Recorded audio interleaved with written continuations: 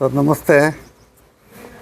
ಇವತ್ತು ಈ ತುರ್ತು ಸಭೆ ಕರೆದಿರೋ ಉದ್ದೇಶ, ನಾವು ಕರ್ನಾಟಕ ರಕ್ಷಣಾ ವೇದಿಕೆ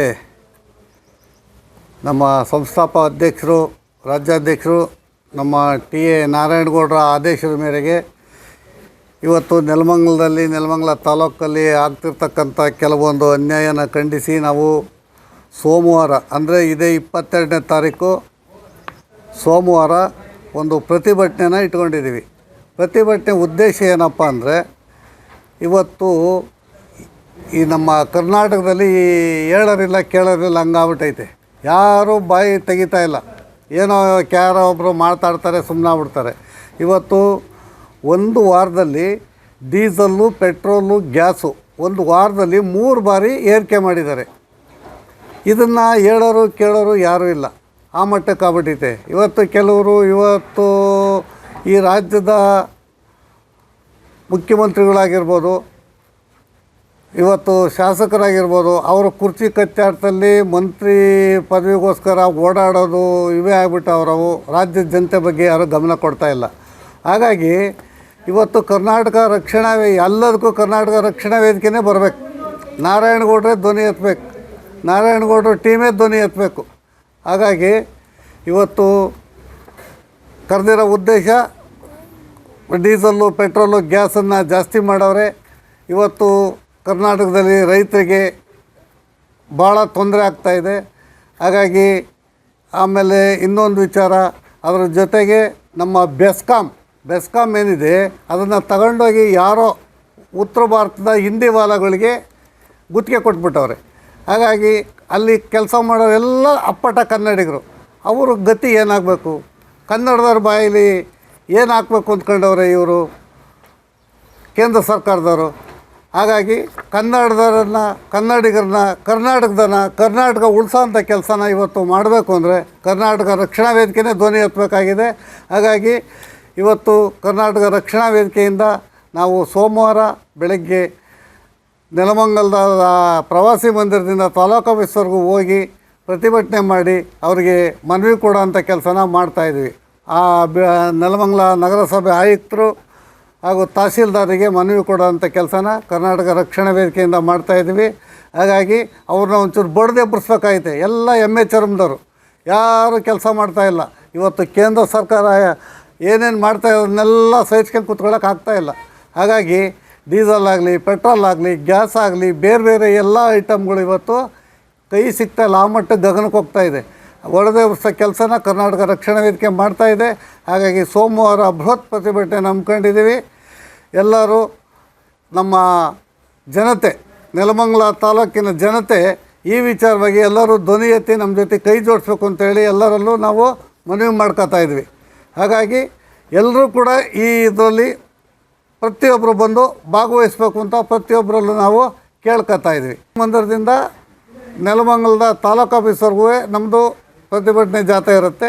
ನಮ್ಮಲ್ಲಿ 150ರಿಂದ 200 ಜನ ನಾವು ಅಲ್ಲಿ ಪ್ರತಿಭಟನೆಯಲ್ಲಿ ಪಾಲ್ಗೊಳ್ತಾಯಿದ್ವಿ. ಸೇರಿ ಮಹಿಳೆಯರು, ವಿದ್ಯಾರ್ಥಿಗಳು, ನಮ್ಮ ಕರವೇ ಬಂಧುಗಳು ಎಲ್ಲರೂ ಸೇರಿ ನಾವು ಆ ಪ್ರತಿಭಟನೆನ ಮಾಡ್ತಾಯಿದ್ವಿ. ಅವರು ಏನು ಮಾಡ್ತಾಯಿದ್ದಾರೆ, ರೈತರ ಬಾಯಲೆಲ್ಲ ಮಣ್ಣು ಹಾಕಕ್ಕೆ ಹೊರಟಿದ್ದಾರೆ. ಉದ್ದೇಶ ಏನಪ್ಪ ಅಂದರೆ, ಬೆಸ್ಕಾಮನ್ನು ಖಾಸಗೀಕರಣ ಮಾಡ್ತಾಯಿದ್ದಾರೆ. ಖಾಸಗೀಕರಣ ಮಾಡಿದರೆ ಕರ್ನಾಟಕದ ಜನತೆ ರೈತರ ಮೇಲೆ ಬರೆ ಎಳಿತಾ ಇದ್ದಾರೆ. ಕರ್ನಾಟಕ ವಿದ್ಯುತ್ ಫ್ರೀ ಅಂತ ಕೊಡ್ತಾಯಿದ್ದಾರೆ. ಖಾಸಗಿಯವರೇನಾರ ಹಿಂದಿ ವಾಲಾಗಳು ಇಲ್ಲಿ ಬಂದು ಅಟಕಾಯಿಸ್ಕೊಂಡ್ರೆ ಯಾವುದೇ ರೀತಿ ಫ್ರೀ ಕೊಡೋಲ್ಲ ಸರ್. ರೈತರ ಬಾಯಿನಲ್ಲಿ ಮಣ್ಣು ಹಾಕ್ತಾರೆ ಅವರು. ಸ್ವಲ್ಪ ದಿವಸ ಈಗ ಜಿಯೋನಲ್ಲಿ ಕೊಟ್ಟು ಮಾಡಿರಲ್ಲ, ಜಿಯೋನಲ್ಲಿ ಸ್ಟಾರ್ಟಿಂಗ್ ಏನು ಮಾಡಿದ್ರು, ಫ್ರೀ ಕೊಟ್ಟರು.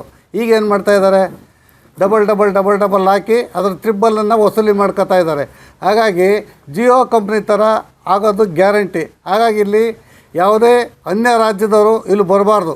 ಈಗೇನು ಬೆಸ್ಕಾಮ್ನವರಿದ್ದಾರೆ, ಬೆಸ್ಕಾಮ್ ವಿದ್ಯುತ್ ಮಂಡಳಿ ಅದೇ ಇರಬೇಕು, ಕನ್ನಡಿಗರೇ ಇರಬೇಕು.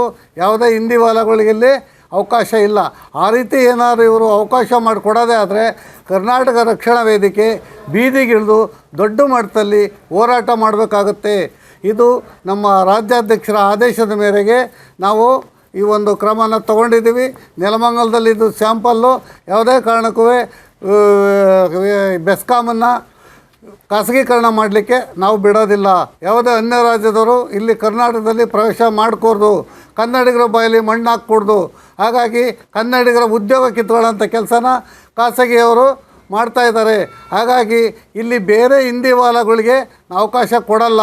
ಅವರು ಬಂದರೆ ಅವ್ರನ್ನ ಹಾದಿ ಬೀದಿನಲ್ಲಿ ವಿಚಾರಿಸ್ಕೋಬೇಕಾಗುತ್ತೆ. ನಾವು ಕರ್ನಾಟಕ ರಕ್ಷಣಾ ವೇದಿಕೆಯವರು ಕನ್ನಡಿಗರು ಅವ್ರನ್ನ ಯಾವುದೇ ಕಾರಣಕ್ಕೆ ಇಲ್ಲಿ ಕಾಲಿಟ್ಟಕ್ಕೆ ನಾವು ಬಿಡೋದಿಲ್ಲ. ರಾಜ್ಯ ಸರ್ಕಾರವನ್ನು ಎಚ್ಚೆತ್ಕೋಬೇಕಾಗಿದೆ. ರಾಜ್ಯ ಸರ್ಕಾರ ಎಚ್ಚೆತ್ಕೊಂಡು ಇದ್ರ ಬಗ್ಗೆ ಹೋರಾಟ ಮಾಡಬೇಕಾಗಿದೆ. ಮೇಯ್ನಾಗಿ ಅವರು ಈ ಕುರ್ಚಿ ಕತ್ತಿಯಾಟ ಸೈಡ್ಗೆ ಇಟ್ಬಿಟ್ಟು ರಾಜ್ಯದ ಜನತೆ ಬಗ್ಗೆ ಗಮನ ಹರಿಸ್ಬೇಕಾಗಿದೆ. ರಾಜ್ಯದ ಜನತೆ ಉಳ್ಕೊಂಡ್ರೆ ಅವರು ಉಳ್ಕೋತಾರೆ, ಕನ್ನಡಿಗರು ಉಳ್ಕೊಂಡ್ರೆ ಅವರು ಉಳ್ಕೋತಾರೆ. ಕನ್ನಡದ ಉಳಿವಿಗಾಗಿ ಕನ್ನಡದ ಇವತ್ತು ನಮ್ಮ ಬೆಸ್ಕಾಮು ಸಿಬ್ಬಂದಿ ವರ್ಗ ಏನಿದೆ, ಇವು ಹಿಂದಿವಾಲಗಳು ಏನಾರು ಇಲ್ಲಿ ಕಾಲಿಟ್ಬಿಟ್ರೆ ಎಲ್ಲ ಬೀದಿ ಪಾಲಾಗ್ತಾರೆ, ಎಲ್ಲ ಕೆಲಸ ಕಳ್ಕೊಂಡು ಮನೆ ಸೇರ್ಕೋಬೇಕಾಗತ್ತೆ. ಅದಕ್ಕೆ ಅವಕಾಶ ನಾವು ಕರ್ನಾಟಕ ರಕ್ಷಣಾ ವೇದಿಕೆ ಕೊಡಲ್ಲ. ಕನ್ನಡಿಗರ ಪರವಾಗಿ, ಈ ನಾಡಿನ ಪರವಾಗಿ, ಈ ಜನತೆ ಪರವಾಗಿ, ಬೆಸ್ಕಾಂ ಅಧಿಕಾರಿಗಳ ಪರವಾಗಿ ಕರ್ನಾಟಕ ರಕ್ಷಣಾ ವೇದಿಕೆ ಸದಾ ನಾವು ಅವ್ರ ಜೊತೆ ಇರ್ತೀವಿ. ಯಾರು ನಮಸ್ತೆ ಕರ್ನಾಟಕ ಜನತೆಗೆ.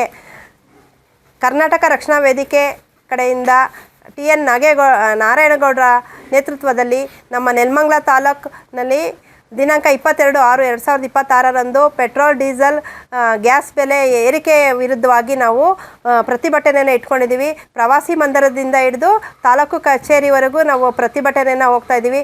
ಹಾಗಾಗಿ ಎಲ್ಲ ನಮ್ಮ ಕರ್ನಾಟಕದ ಜನತೆ ಹಾಗೂ ನಮ್ಮ ನೆಲಮಂಗಲ ತಾಲೂಕಿನ ಎಲ್ಲ ಸಾರ್ವಜನಿಕರು ಕೂಡ ಇದಕ್ಕೆ ಭಾಗವಹಿಸಿ ಪಾಲ್ಗೊಳ್ಬೇಕು.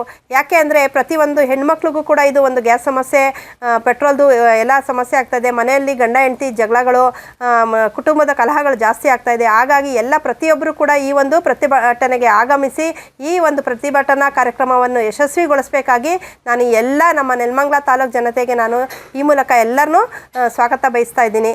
ಧನ್ಯವಾದಗಳು.